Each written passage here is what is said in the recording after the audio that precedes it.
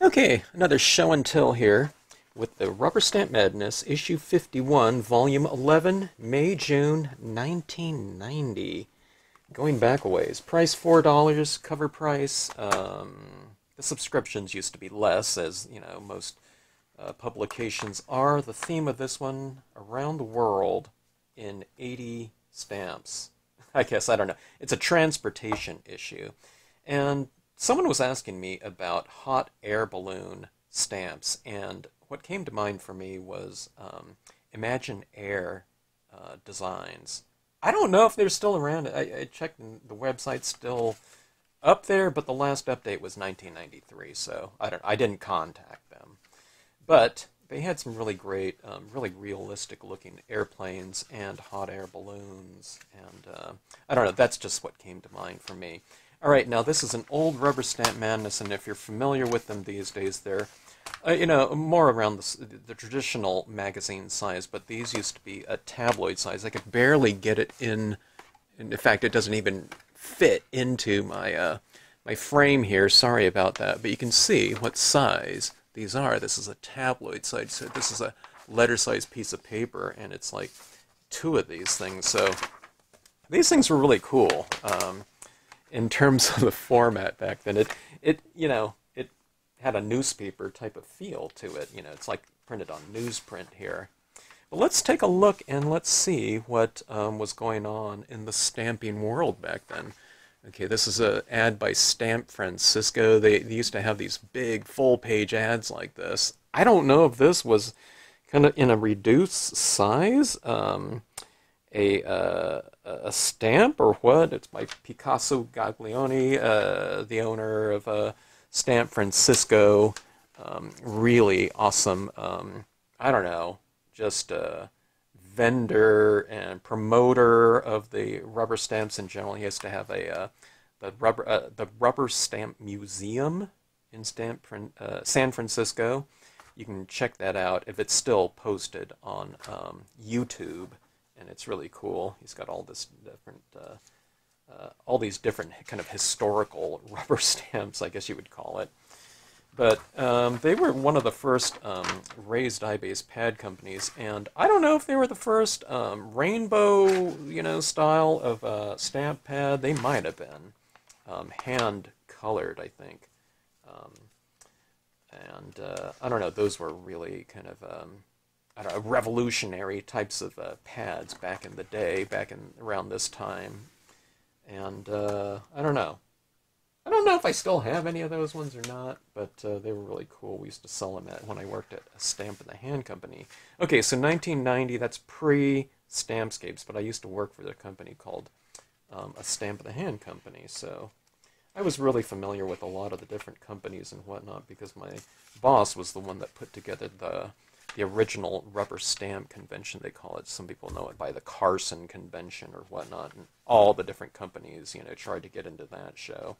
Even some of the bigger companies that stopped traveling around to shows at one point in time because they got too big, like, the Rubber Stampedes, the Clear Snap, those types of kind of pad supply types of manufacturers. Okay, but let's take a look and see what's going on here. There's a lot of different companies that I kind of remember, in terms of the name of, I remember Emerald City Stamps, but there's all kinds of stamp companies that, I don't know, they might be around, I'm not sure. Probably not, with a lot of these, though. Double D Rubber Stamps out of Minnesota here. The Emerald City is from Cincinnati. Talking about kind of around the world types of things. I'm looking at the different imagery on this page here, and by and large, most of these types of images are old, kind of 19th century engravings, probably copyright-free types of illustration, and spot art, okay?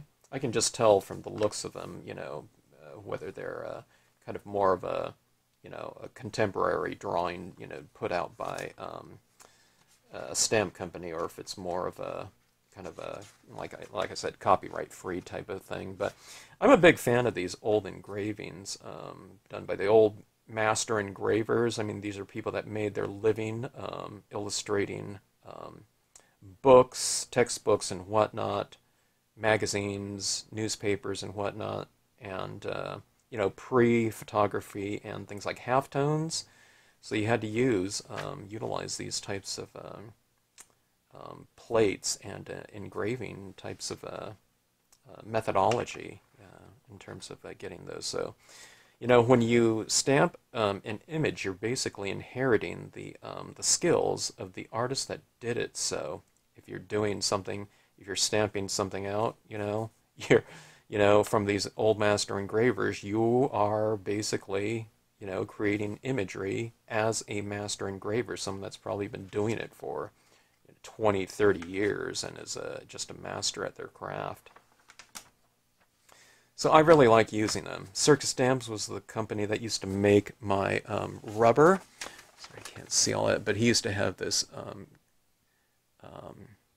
modular grouping of circus styles of designs and whatnot. Okay, I'm going to try to make this, I'm going to try to go a little bit faster here.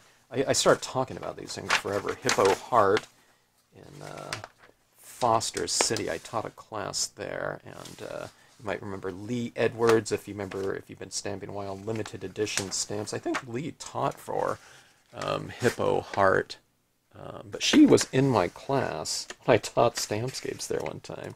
I forgot all about it, then she kind of reminded me. She goes, yeah, I was sitting right next to you, you know, during the classes here. Gregory Manufacturing Company, they supply things like the molds and the blocks. It looks like they supply a lot of different things. Jumbo Plane. No, I don't know. These are mostly like blocks here.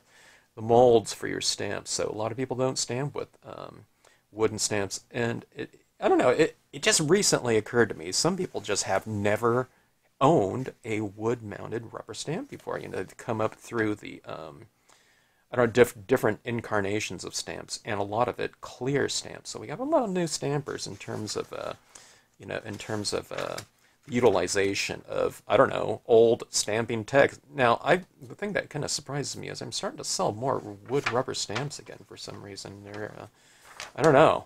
I don't think they're coming back in or something like that, but it's kind of interesting to me. Look at the different types of art that are being done right here, okay? A lot of still male artisan types of things. This, I don't know, this is male art right here, but this doesn't look like an envelope, so I don't know what that is. I think I had that ant there, though. And I bought mine from Good Stamp Goods. That was a stamp that I used a ton of back when. I'm pretty sure that's it, because that sure looks like the size of my ant. I still have it. I have all the stamps that I've ever bought. But, yeah, you know, I mean, most magazines at one point in time, even maybe back around here, that wasn't Rubberstamp Madness. It's mostly card making, but you still see these kind of more art, kind of based types of, I don't know, statements, you know, using stamps in Rubberstamp Madness at this time here, so. And especially if you go back, you know, deeper into the 80s, but like something like this, you know. These really cool kind of stamp, faux stamp, I think you used to call these types of things like that. That was really popular back in the day, but you don't see this type of piece, you know, in the pages of stamp publications these days anymore. Well, I say anymore, maybe for the last, you know, I don't know, 2 decades or something like that, maybe even longer. But look at this. This is like the getting close to the center spread here. This is by someone, a French stamper, Francois. But they, all of these right here I'm looking at are eraser carving styles of stamps. I don't know. Yeah, okay, they did say in here that they did carve these themselves. So we sold a lot of carved image styles of rubber stamps at a Stamp in the Hand company. That was one of their main kind of signature styles right there. Sunlight Impressions. I remember they had the Sunlight Kids. You used to see them in Rubber Stamp Madness all the time. Oh, the Rubber Room. Sorry, no wholesale. Looks like that was... I think that there was a Rubber Room store, too, up in the Seattle area. Rubber Stamps of America. You might remember that name right there. Really big with the Ken Brown stamps. Kind of funky, kind of, I don't know, retro-looking people, you know, doing things. Okay, so this is the transportation one. I was looking for some hot air balloons for this person that asked me about it today, but like there's a... I just kind of did a quick flip through of this one and saw a bunch of hot air balloons in this issue, so I'll point some of those out. The case of the missing copyright symbol. I don't know what this article is about right here. I don't know, I guess just talking about copyright types of law in general, and maybe how it applies to rubber stamps. You know, there's often been kind of the question of whether you can use certain stamps for products for resale. Okay, so I don't know, I won't get into all that right now, but that's probably what this has to do with. Good Stamp, Stamp Goods. Used to see them at all the different stamp conventions in California. And that was the place that I bought that ant from. They always had the same kind of location in the Carson show. But I always loved their line. A lot of old engravings in their line. Far North Images right here. These are stamps, but I was wondering if they were the ones that had a store in Anchorage, Alaska as well. Stamp the Hand used to sell certain stamps to them a lot. I take it was probably in maybe one of the ports, you know, where, you know, like a gift stores around or something like that. Stampendous, that was a big company. I think they're still around, right?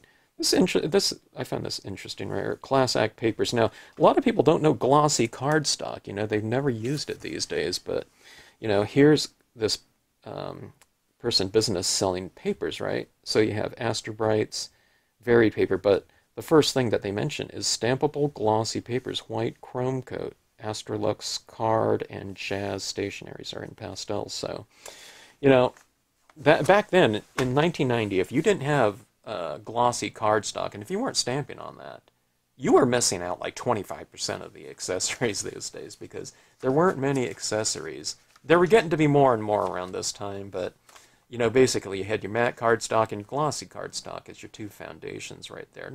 I don't know, people were using other papers, you know, as noted here in this one right here, but those were your two main ones. So, I don't know, glossy has largely been, I don't know, or to a large degree, I don't know, kind of maybe not forgotten, but maybe never learned about by, I don't know, just a whole new batch of stampers. But if you like really super bright, saturated tones and stuff like that, glossies, they're just, you know, the way to go, really. Bizarro, I don't remember seeing them at the stamp convention, but they were in Rhode Island, so if they came out to Carson, that would be a really long way to go. But I seem to remember their catalog and some really cool, funky images. Stamp into Burbank right here. I don't know if that was the store that started the stamp convention. I don't think it was. I think it might have been. But a Stamp in the Hand company bought or took over the Rubber Stamp Convention at one point in time, which was probably the mailing list. I don't know if it was Burbank, but it was some store out there that had the first stamp convention, which was basically a bunch of like 2 or 3 booths by manufacturers in the back parking lot. So that's how stamp conventions started back in the day. It was a store that just invited, you know, 2 or 3 companies to come out and set up in, you know, with a little table in their parking lot in the back. And I've seen photographs of them when I was working at a Stamp in the Hand company. I should try to get a hold of those sometime right here. Look at this right here. Ranger Industries. So Ranger Industries kind of started off as more of an industrial style of inks, you know, and they got into the crafting market at some point in time. But You know them by, like the, Distress Inks or what. Distress Inks aren't the brand. They're, by Ranger here. So, um, early, I don't know. It looks like they have quite a range here of pads. Graphostamp. I really liked their line of stamps back in the day. They were out of Carmel. I got in touch with them. I don't know. It must have been about a year ago. I did a little research, and I don't know. I just was kind of curious, and I just dropped who I thought was probably the artist or one of the previous owners of Graphostamp an email, and just said, hey, I always liked your stuff and whatnot. Around the world with 80 portfolio stamps. I think Portfolio, I don't know. I think they were one of the companies that used to manufacture for Stampa Barbara, the largest kind of stamp retailer that ever existed. Their main store being in Santa Barbara. All right, now this is a double page spread here on C Spot Run. This is a retailer in the Los Angeles area in a really famous location called the Farmers Market. If you, I don't know, it's one of those two big tourist spots there. And I went into their store once. I was over there probably during my I didn't go over there. I lived in LA. I was going to Long Beach State at the time. Like during this time, I was still in school, but we took a field trip to a bunch of museums in my beginning drawing class, and I did see the store once. I don't know how long they were there for, but it looks like this was the owner right here, Heidi Geffen. And I don't know, there weren't too many stores at the time. They were kind of scattered about, you think, but in terms of the population of LA, there would have been more, but a lot of people bought their stamps at the Carson convention, so people coming from even San Diego through up north, if you know California at all, up, like the Ventura area, as far north as Ventura, maybe Santa Barbara, and as far south as San Diego, that's as far as you can go. People would probably be driving over from Arizona too, maybe, I don't know, to the Carson show. And the Carson show went on 3 times a year, so a lot of times people would just, get their stamps there. But there were other stores, but this was one of the first ones, okay, around. So kind of a big article on that. Sure miss these types of stores like this. You used to see rubber stamp stores in those kind of touristy areas, like the Cherry Creek area, like in Denver area, and the Pier 39 area, like in San Francisco. There was a store there, So you used to see stamp stores in all these different areas like that. AC Ducey, I seem to recall that company right here. Here's the C Spot Run. It's like a little ink, kind of thing right there. Remember their logo, which is really cool.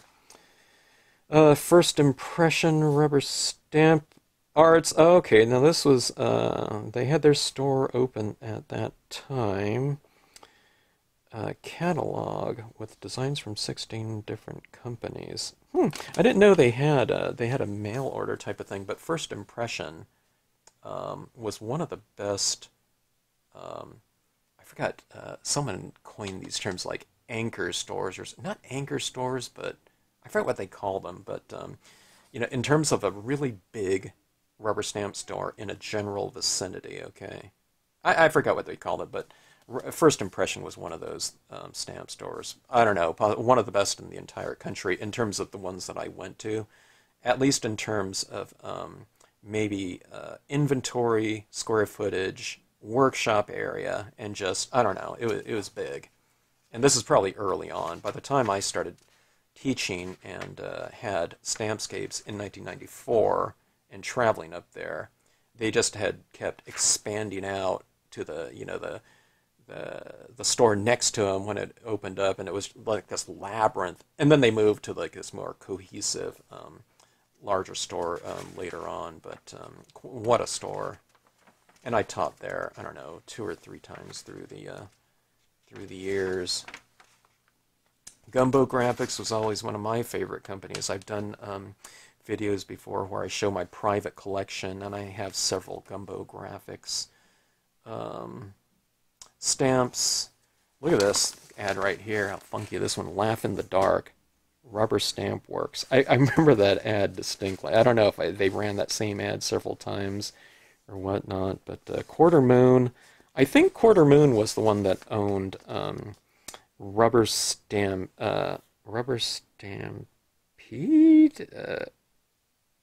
Not Rubber Stampede. Rubberama. Couldn't think of it. They put on a convention in the Bay Area of California. So kind of that San Jose, San Rafael, San Francisco. They put on conventions up that way. And then they had one in Sacramento. And I think, were they the ones that did New Mexico? I can't remember.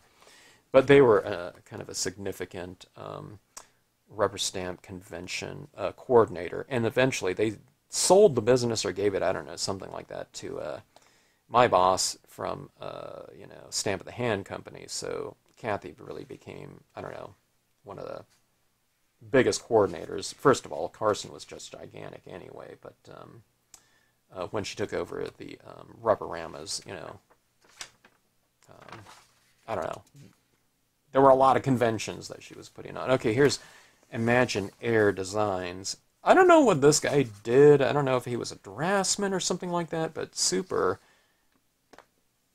tight, super to-scale realistic designs and a really fine draftsman of, I don't know, different imagery. And they just happen to be into all kinds of airplanes and everything air.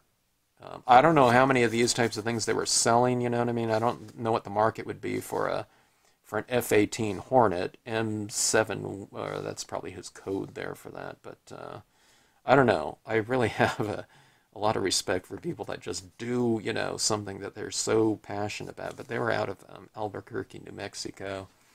And I think they also had, I think their company was also Onion Arts, a separate type of thing from the Imaginaire, but a lot of hot air balloons and stuff from this company. I have a couple of their stamps too. I didn't get them at the time because I'm not really into, a lot of those types of designs myself, a specific jet, or something like that, but just the craftsmanship on their wood mounts and everything like that. They were like hand sanded, on a sander and stuff like that, and beveled. I don't know. There's so much work went into it, and like lacquering over their hand stamped images on the top. It's really kind of special in terms of a handmade product. One of my favorite companies. I'm going to do a video on their catalog sometime. It's one of a very old catalog of mine. This is probably, this is Betty Harris right here, proprietor, and then she sold to someone else, and now it's owned by a third owner. But I heard they're very nice and everything like that, but they still have a lot of the images that I really like to use with Stampscapes. They tend to be the subject matter, and I use Stampscapes as kind of the surrounding kind of setting for those images in there. But I think probably the most stamps that I have by another company are probably 100 Proof Press. Stuart Superior Corporation, they're the company that makes a lot of the pads that you're using, okay? They're not just by Stuart Superior, but they make they make the stamp the pads for other manufacturers. So you won't see, I don't know, you might see Stuart Superior on the back, I'm not sure, but it's mostly another brand. So yeah, I don't know. Chances are you probably have something from Stuart Superior if you have a lot of different stamp pads, or different types of stamp pads, okay? Not the distress ones that are Ranger, or something like that, but more mail art types of things. Art Post, International Art Post, all these kind of funky little things like that. People used to stamp on that, and then you do that thing with that serration like that, where it becomes like a, like a terrible, types of postage type of stamp and, stuff like that. I don't know if 1990 might have been pre-sticker styles of stamps. In fact, I think it was. Yeah, it was. I think, I don't know when that kind of started, in the late 90s, I think it was, with the self-adhesive stamps. So people were still doing like this type of thing. And I think there was some kind of thing where you can, I don't know if it was like some roller thing where you can kind of create that hole punch type of thing in there. I don't know. There was some way to do it, I thought. GoCo printers. Those are like those silkscreen styles of printers, you know. My boss used to use these to make the little buttons that she would hand out to all the different vendors at the Carson show. So we were making those like crazy, you know, the week leading to the convention. Alice in Rubberland right here. Always like all these kind of funky names, you know, that have to do with stamp or rubber stamp or whatnot. But they used to be at the Carson show all the time too. I liked a lot of their images, and of course they had a lot of the Alice in Wonderland images. Some of those kind of old engraving styles. I've seen them in other sets as well. But like I said, there's all kinds of different companies in here. Sorry, I couldn't get this whole, it's hard to get this whole magazine into view. I can't really do that. I can't rate my tripod is lifted all the way up, and my lens here, well, it looks like, oh, I guess I can zoom out a little bit more. But yeah, Once Upon a Stamp, you know, talk about those, you know, like I said, those takes on rubber stamping and whatnot, wording. Palo Alto rubber stamps. When I used to see these types of ads, I thought, oh man, that's really cool. Someone really knows what they're doing. And that ended up being Curtis Ueda, who later started Curtis Ueda Stamps, and he left Palo Alto rubber stamps. But I don't know, I'm guessing, after he left them, I didn't see any more ads by them anymore. So he was one of the better draftsmen and artists in the stamping world in terms of image quality. Loved his stuff. I didn't have too much of it, but I liked a lot of his like Hindu stuff and whatnot. Stamp of the Hand Company. There's a hand-carved image right there. Graven Images. I think I have one of theirs. I walked into Stamp a Barber one time, and there was a couple images that really stood out to me, and they were both by Graven Images. So whoever was doing the designs for them, I really liked. Chattanooga, Tennessee. Lady in the Stamp here was in Fullerton, which is in Orange County, and I'd say probably about, I don't know, a 45-minute, maybe a 40-minute drive from Fullerton, or this is Yorba Linda. Oh, Yorba Linda Bullard, Fullerton, and I taught there a couple times. But they would charter a bus from that store to go to the Carson show. She would just do that as a kind of a little favor to her customers and whatnot. But yeah, fun times and whatnot, huh? Museum of Modern Rubber, always loved their whole kind of theme and whatnot. They had a real cool booth at the different shows, and yeah, always really liked them. I don't know. Yeah, you might recognize some of these other types of designs here. Hind Design put on, I don't know if they were doing it at this time, but they were doing